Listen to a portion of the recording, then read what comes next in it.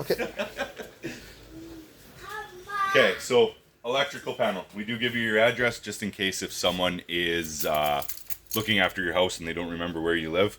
And then there's a QR code here. We do give you the phone numbers of all the trades too. So it says for emergency such as heat loss, loss of power, anything like that, you go ahead and give these guys a phone call. Electricity is Powerhouse Electric. Plumbing and heating is Town and Country. Okay? Okay. There is a QR code right here too as well. So if you just pull up your phone, hit the little button, it'll pop up this little homepage and it'll kind of give you a little bit of videos on everything that I'm kind of explaining right now too as well. Okay. Inside here is all your breakers for everything electrical in your house. So anything going to the middle is on. Okay. Anything going to the outside is off. Okay. Okay. The purple one is your outside plugs. The only thing with anything on the right hand side of your electrical panel is you have to go all the way off and then back on for it to turn on. If you try to just go and push it on, it's not going to work. Okay? So you got to go all the way off and then back on. These ones, they'll just do that and then you can just go ahead and flick them back on. Okay? This guy right here is actually for access communications. They'll use this guy right here if you choose them for your internet and TV provider. If you are choosing SaskTel, they'll use all this stuff over here. Okay? Just, they'll make it look pretty. All you got to tell them, if you haven't told them already anything, is that they're non-terminated. Basically meaning they don't have the little ends to make the connections. They bring them anyways, but it's just best to prep the guy to say, bring in the stuff you want. Basement window, bin spray foam window screen is in.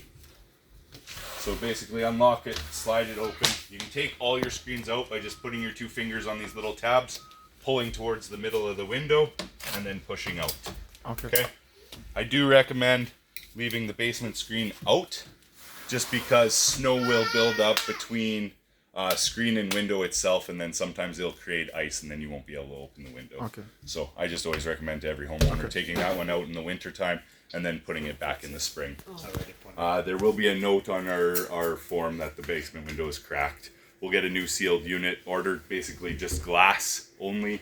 They'll come in here, they'll just replace that, put it in, tape it back up, put the stops back in. They don't have to actually remove the whole window itself. So when would that be done? Just could have been a pressure crack, anything like that. It happens. I meant when will it be done? Oh, I will have to ask Greg to see if he did take a picture and recorded, or has sent it off to, all-weather windows. But I'll get him to send it. In the what happens is he actually does send a possession day email. So what happens is he'll list all the deficiencies that or incomplete items that were done in your house, and he'll include things like this. So like the eaves troughs will be on there, the stuff like that. And then it opens up a work ticket as well. So, okay, other than that, everything's been insulated all the way around the whole house. Over here, we do have your rough-ins. So this will be your future bathtub and your future toilet. Okay, and then basically your walls for your bathroom would come something like this when you go develop your bathroom. So anything, if you choose to do this layout or get a contractor to do this layout, everything's been tested and approved by the city, which will go out to the city sewer. If you choose to change it, then you'll have to jackhammer out the concrete and move it around. But if you just stick with this, it'll work. It's all been set. So. Okay. Blue hose, like I said, on the outside, comes off in the spring. On that black pipe right beside the side entrance door. This gets hooked up. There's a hose clamp here. You just tighten it up with a flathead screwdriver, slide it on, tighten it up, and then throw this out to past the back corner of the house. Roll it up is not as pretty as this. It'll never look this pretty again. But put it there in the winter months, put it on in the spring, take it on in the fall, off in the fall. If you don't take that off in the fall, sometimes this actually does work. During the winter months, it will pump groundwater, it will be cold, or it will be not frozen at below grade, so sometimes it will run.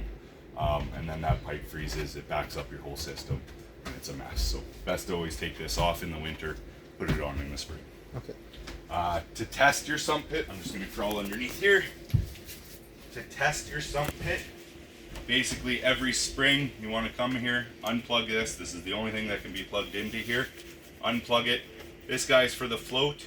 This guy's for the power, okay? You put them together, the whole system works. Basically, the float is a ball that's attached to the pump inside here. As the water level rises, it lifts, and then we'll flick the switch on, and then when the water level drops, it'll flick the switch off, okay? So if you don't have the float plugged in, it's just straight power. It runs like that. You can hear it running. You're good to go. Mommy. Makes that gurgling noise. That means there's no water in there, but the pump's working. Okay. So will it be pumped? Will it be plugged at all time? All the time, 24 And hours is a day, and 365 days a is year. automatic when there's water. Yeah. it's So as soon pumped. as there's water in there and there's enough water in the pit, Okay. This pit's like about 3.5 feet tall by about this big around. So it takes a while and a lot of water to fill it up. Okay. But once it fills up, that float will lift and flick that switch on and kick it off. Hello. Hello. How you doing? Good. Congratulations. Congratulations. Happy Halloween. So it should be like this at this time. All the time. All yeah. the time, even all in the the time. summer. Even in the sun, winter, every time. Okay. Just leave her the way she is. 365. Right here is what you were asking about for Oh. your insurance company. The- Okay, the so you bumper. do have one. It's right here. The best way to make sure that this thing is working properly is if you turn on your flashlight, and you can see that underneath a little bit of this dirt here, you can see the yellow flapper right there. I can unscrew this here too. This is the first and last time I'll stick my hand in there. Okay. Basically, that's how you want to see it. Yep. If their sewer does back up from the city side, it'll grab this thing and Yep. go like this and Yep. not come into your house, Yep. okay? So right now, that's working properly. Like I said, that's going to be the last time I put my hand in there. Okay. Yeah. Yeah, I think I told you about it. So yes. We'll call you next year. yeah, you did. Call Duke Sewer Service. Yeah, cool. There we go. Okay? In behind you guys here. It's not green, it's white. Sorry, I lied to you outside. This right here is for your outside water taps that I was showing you, where you turn them off in the wintertime, on in the summertime. Okay. Okay? Basically, all you do is you just kick this up like this.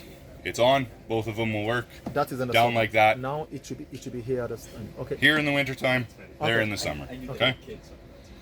And then there is this little pressure relief. You can just go like that, drain the pressure. It just backs off the water from the taps outside. Okay. Okay? A little bit of water in your basement, that's fine.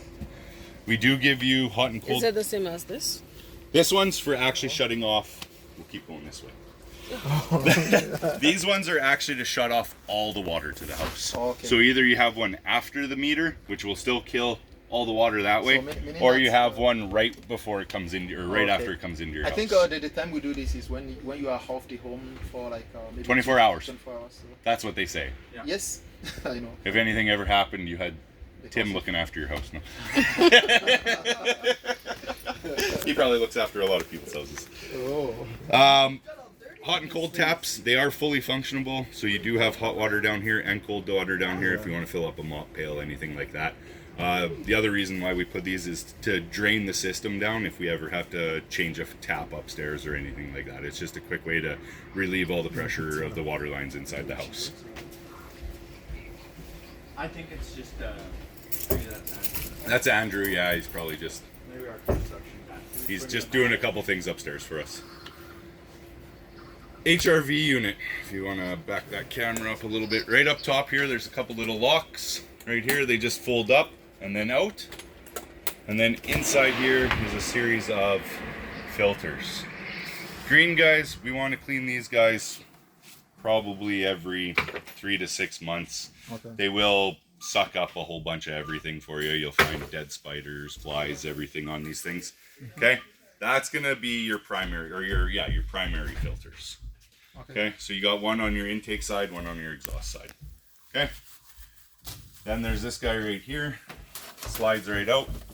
Okay. This is what we call the main core of your HRV. It's basically a series of fins that help filter the air as well. This guy you'll want to wash out every spring and every fall. Okay. It says right here on it, clean it every 4 months. I'm telling you to clean it every 6 because they tell you to put everything back in wet. Okay. This one you can put in, let it drip dry inside the machine. Just make sure you line Okay, it up. can we do the cleaning ourselves? Oh yeah. Yeah, you just wash it out with water. Just take it to the tub, wash it up. Or take it outside, use the hose and wash it up. Okay. Yep. And then put it back in like this. Leave it like that. All the water will drain out of the filter through these tubes and down in the drain. Okay. 24 hours later, you'll come back downstairs after your alarm goes off. Okay. You'll close the lid. It'll turn back on the system. Okay. These guys are right here. You can just wash them in your kitchen sink. Don't like wring them out or anything like that. Just stand them up. Yeah, just spray them out, stand them up, let most of the water come out, and then you can put these ones back in wet. That's okay. Slide them back in. Doesn't matter which side they come from, which direction, anything like that. Okay. Close that bad boy back up like that. And then there is a little switch located right here and behind the cover that'll turn the system right back on when it's ready to go. Sorry, if I can ask again, so this basically is for the ventilation or something? Yeah, that's the lungs It's of the basically the lungs of the house. So basically, Oh, this the is lungs of- doing bringing in fresh air as it exhausts stale condensated air, right? So I got it. it's always bringing fresh air into the house. That's why you'll always hear it running. Okay, Well, yeah. if you're down here, you'll always hear it running. It also replaces the bathroom fans as well. Okay. So every time you have a shower, I'll show you the timer switches in the bathroom. Turn it on, it just kicks it into the high setting, draws all that out. Water heater, we do give you the manual right here, which I will tuck in right here. Nice little fancy little holder. It is electric. We find that it's probably just as energy efficient as a natural gas water heater. Preset to 140 degrees Fahrenheit. And the only maintenance really in behind this is there's this little thing called an ano rod stick. Basically what it is it's a rod made up of a softer metal than the tank itself, and the hard water eats away at that rod. So it's something that you're supposed to check 12 months from possession day, and then every year or every 2 years after that.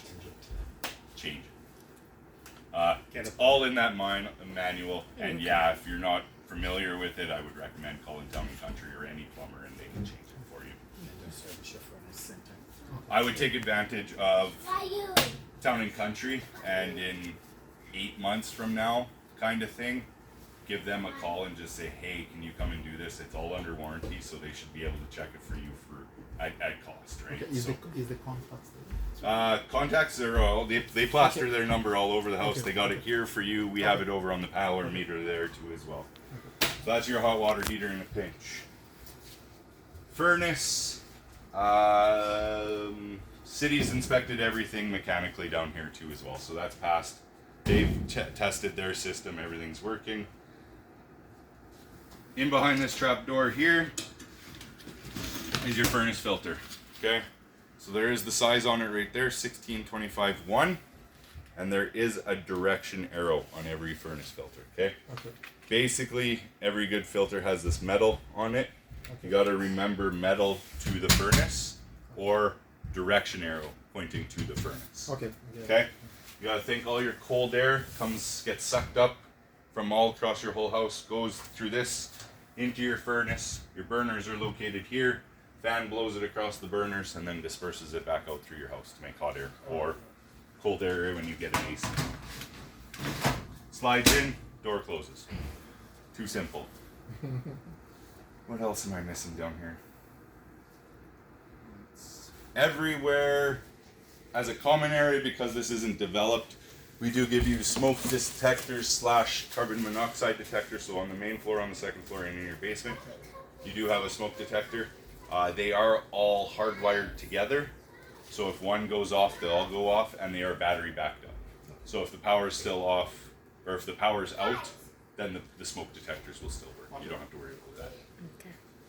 Other than Battery that, goes off, battery change, almost every 2 years they go off? 2 years at 2 a.m. in the morning usually. Yes. And then you have to walk around and figure out which one. Which Which one? It is. one? So just buy a bunch of batteries.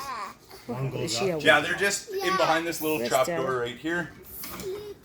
Just a little 9-volt battery. Okay. So, and then it just closes. And we'll borrow your height when we live in. You know, I struggle in my 9-foot ceilings, so I'm a tall guy, but I still need a ladder at my house too. So. As well, even though it's not finished, I'm just going to turn all the dampers to a closed position. They still will blow hot air, even though that thing's going to give off enough heat in this wide open space. It's just going to help divert some of the hot air upstairs over the winter months. So it's just that metal thing.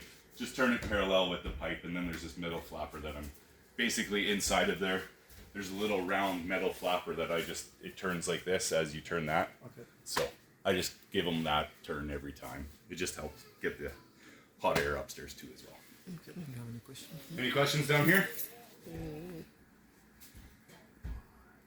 No questions? That will turn off the system. It'll stop natural gas from being called to the furnace. Then you'd call 911, Sask Energy. So it have to be here. Yeah, so that's in the on position, just like this one.